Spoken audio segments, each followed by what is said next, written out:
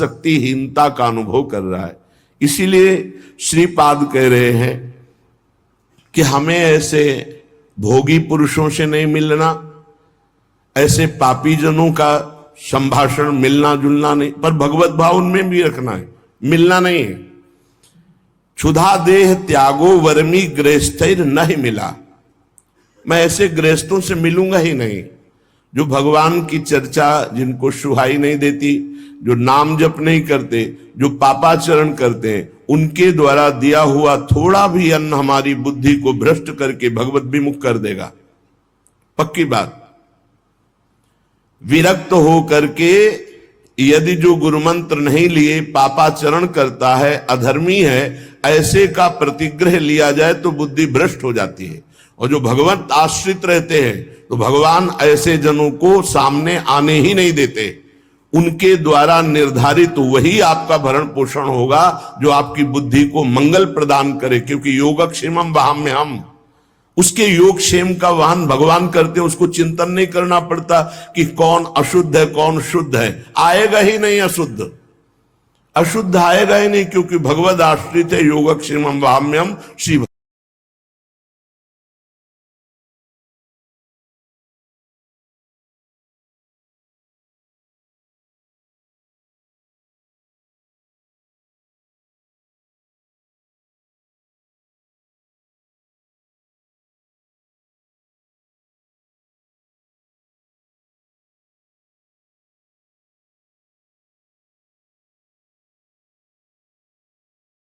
भगवान कर है।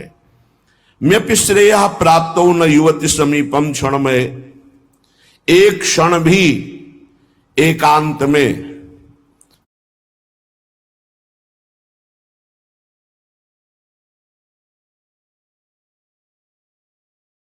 विपरीत शरीर जहां से हमारा काम भाव प्रकट होता है, उसको आपस में एक मिनट भी एकांत में समय नहीं देना चाहिए। अगर देगा तो भ्रष्ट हो जाएगा।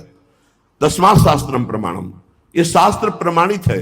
काजर की कोठरी में कैसो भी सयान हो जाए, दाग लागी है, पै लागी है, पै लागी है, बहुत सावधान। जिनको सेवा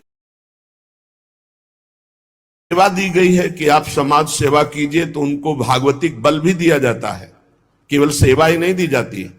उनकी निर्विकारता उनके इष्ट और गुरु के बल से सुरक्षित होती है। देखो, अगर नाटक करोगे तो माया तुम्हारे सामने नाटक फैला देगी, नहीं निकल पाओगे। सच्चाई से चलोगे तो माया मां है और कोई दूसरी वस्तु नहीं है। वो मां की तरह दुलार करके आपको भगवान के चरणों में पहुंचा देगी। ये सब माया ही है। ये माइक माया है, आवाज माया है, ये शरीर माया है, ये जो भी आप देख रहे हैं गो गोचर जहां लघु मनुजाई सो सब माया जानो भाई, ये माया आपकी मुक्त अवस्था को पहुंचाने के लिए है। अगर आप माया को भोक्ता भाव से देख लेंगे तो आप पतित हो जाएंगे। वो मां है। श्री भगवान के आश्रित जो भक्तजन होते हैं वो शास्त्र आज्ञा का पालन करते। एक क्षण भी शास्त्र आज्ञा की अवहेलना प्रमाद में की तो फंस जाओगे। वो तो भगवान कृपालु हैं, कृपा करके फिर उसको रास्ता देते, नहीं तो माया रास्ता बंद ही कर देती है, आगे चलने का रास्ता नहीं रह जाता परमार्थ का। तो कह रहे एक क्षण भी शास्त्र विरुद्ध आचरण के लिए किसी को समय मत दो। कोई तुम्हारा मित्र नहीं है, परमार्थ के सब विरुद्ध है। एक संसार प्रकृति विरुद्ध करे तो का कीजिए, और आगे के दाझे गए भज पानी में तुम पुष्ट करावो। क्या भगवत आश्रित हो करके आप अगर मनमानी आचरण शास्त्र विरुद्ध करते हैं तो आपका मंगल हो सकता है? शास्त्र विरुद्ध आचरण करने वाले का कभी मंगल नहीं होता, इसलिए सावधान। देखो, श्रीधाम वृंदावन वास करने वालों को हमने कई बार सत्संग में प्रणाम किया है कि आप रिक्शा चलाते हैं, आप छोटी मोटी दुकान रखते हैं, आप पोछा लगाते हैं यहाँ ब्रजवासियों के घरों में, और आप किसी भी तरह अपने जीवन, तो हम आपको प्रणाम करते हैं।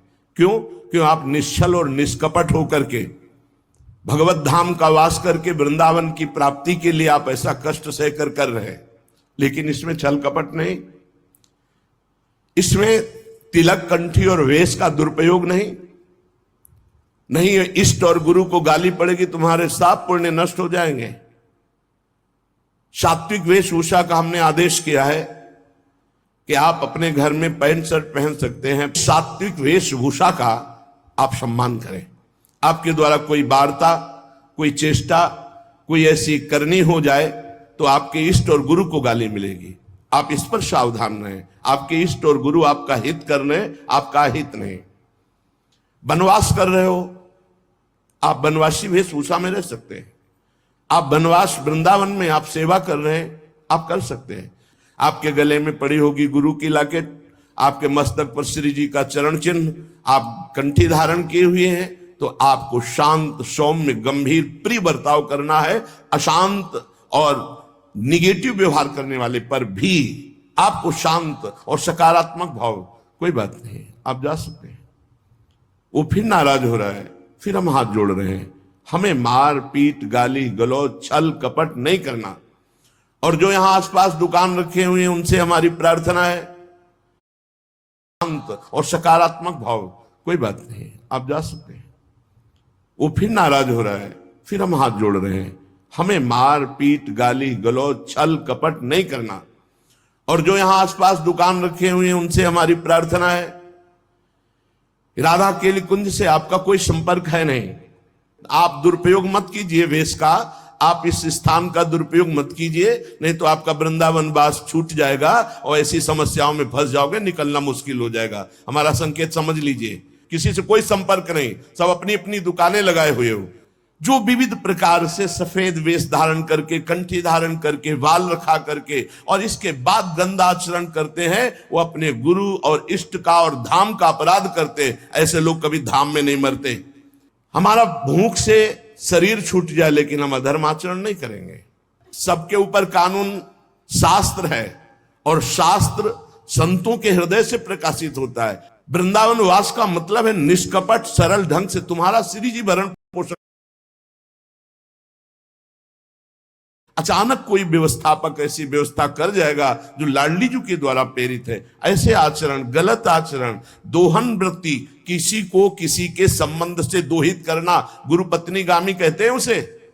गुरु पत्नी को, गुरु के सबके पत्नी थोड़ी होती है, वो तो ब्रह्म ऋषि जो कुछ ऐसे कुल परंपरा जिनकी चली हुई है, और बकाया सब जो विरक्त हैं वो गुरु पत्नी गामी का दोष कैसे लगता है? गुरु के नाम पर उनके द्वारा दी हुई संपत्ति का भोग करना गुरु पत्नी गामी कहा जाता है। श्री जी के द्वारा व्यवस्था होना, गुरु जी के द्वारा व्यवस्था होना एक अलग चीज है। आप उनके नाम, उनकी छाप का प्रयोग करके आप दोहन वृत्ति रखते हैं, ये गुरु पत्नी गामी का अपराध महापापों में आता है। इसलिए सब कोई सावधान होकर वृंदावन वास करो। वृंदावन वास के लिए कह रहे क्षुधा देह त्यागो वर्मी गृहस्थैर नहीं मिला। आपने माना कि 5 ग्रंथ बेचे, 5 कंठी बेची, 5 माला बेची, आपको 100 रुपया मिला, तो आप आधा किलो भोजन पाएंगे ना, जो सब्जी दाल 100 रुपये में आपको बहुत बढ़िया आनंद मिलेगा। और आप ये जो हजारों रुपए, तो आपकी विलासिता, भोग बुद्धि बढ़ेगी और पापाचरण बढ़ेगा, धाम से निकाल दिए जाओगे। कहीं ना कहीं ऐसा भयानक रोग होगा, भागोगे यहां से, अशांति पैदा हो जाएगी। बहुत सावधानी की जरूरत है। आप अगर अपनी ये सावधानी नहीं रखेंगे तो ये धीरे धीरे बुद्धि को भ्रष्ट करती चली जाएगी। ऐसी व्यवस्था से रहो, ऐसा कार्य करो जिससे कम से कम निष्कपटता, सरलता, सच्चाई तुम्हारे जीवन में बनी रहे, छल कपट ना रहे। नपि श्रेयः प्राप्तो न युवति समीपम क्षणमय।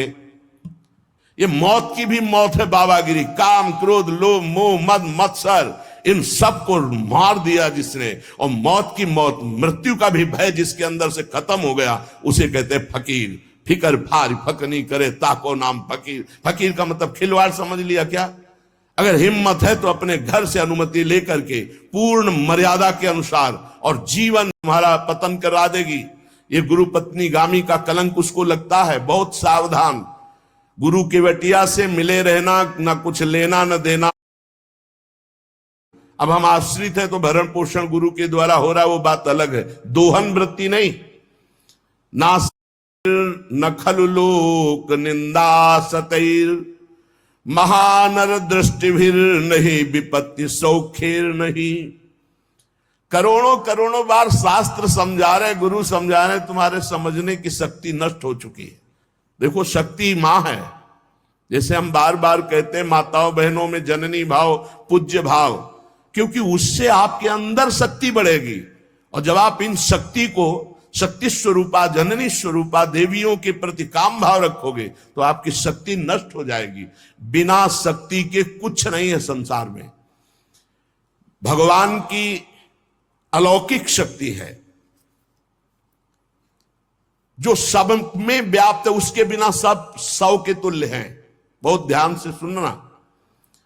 शक्ति का बल ही ब्रह्मा के अंदर जब जागृत होता है तो वो ब्रह्म शक्ति ही पूरे त्रिगुण माया की रचना रचती है।